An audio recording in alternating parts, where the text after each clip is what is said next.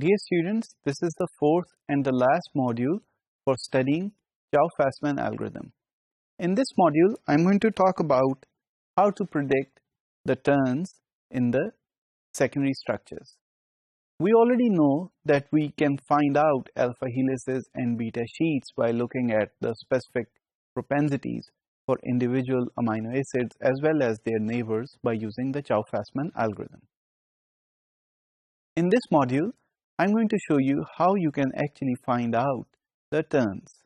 If you look at this propensity table that we have been using in the 4 modules for Chow-Fasman, then you will see that in the third column, you have the propensity for each amino acid to form a turn.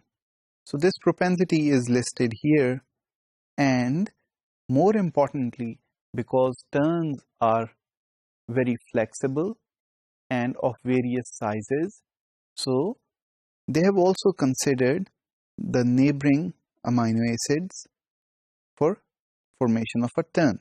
So in order to read this table, I will talk about the first example, that is alanine here.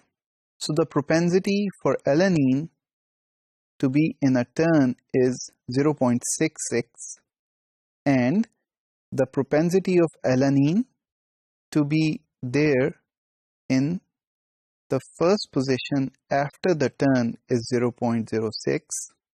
The propensity of alanine to be there at the second position in the turn is here, at the third position and at the fourth position. So in this way, we are considering the neighbors as well. So if alanine is there at some specific site, then you can also see which amino acid is there at which other site, and you can compute their overall propensities. So let's take a look at an example. If you have the 4 amino acids given to you and you want to compute if they will form a turn, that is the secondary structure, then you can construct a tetrapeptide or 4 amino acids Fj, Fj plus 1, Fj plus 2 and Fj plus 3. So by considering these 4 amino acids together and looking at their propensity to form a turn, you can compute F total. So F total is simply the product of these 4 numbers or the propensity for the tetrapeptide. Next, you see the value P total, that is F total here, and if this value is greater than 0.000075 as well as the average value for this propensity in the turn is over 1 in the tetrapeptide, and thirdly, the alpha helix propensity here is less than the propensity for a turn, which is greater than the beta sheet, then it is a turn. So essentially, you compute the propensity of the turn, and then if this propensity is greater than both the propensities of beta sheet and alpha helix, then you classify it as a turn. So let me go over it again. So consider any 4 amino acids.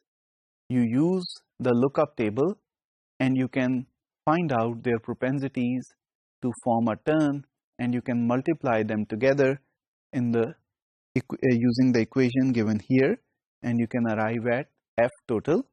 Now if the value of F total is less than 0.000075 as well as that the propensity for the turn is over 1 and that the propensity of this turn is also greater than beta sheet and alpha helix, then it is definitely a turn. So using this scheme, you can compute the propensities and the turns. Now this is all very complex, and here I will show you an online tool that does this for you. You can simply go at this URL at Virginia Tech, and then you can paste your sequence here, that is the amino acid sequence, and then of course you can predict which secondary structure can this sequence form. There are several other algorithms as well which have now been developed to predict the secondary structures and are based on other statistical as well as non-statistical information as well. So in conclusion, Chow-Fastman was the seminal and the first algorithm to predict the alpha helices, beta sheets and turns from the primary sequence, that is the amino acid sequence of the proteins, and this algorithm is based on the statistical occurrence of amino acids within the larger UniProt database sequences.